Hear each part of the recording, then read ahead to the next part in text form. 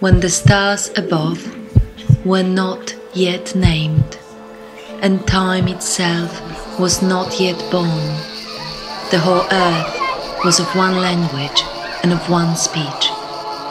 The bells that have been mute now will be rung one last time.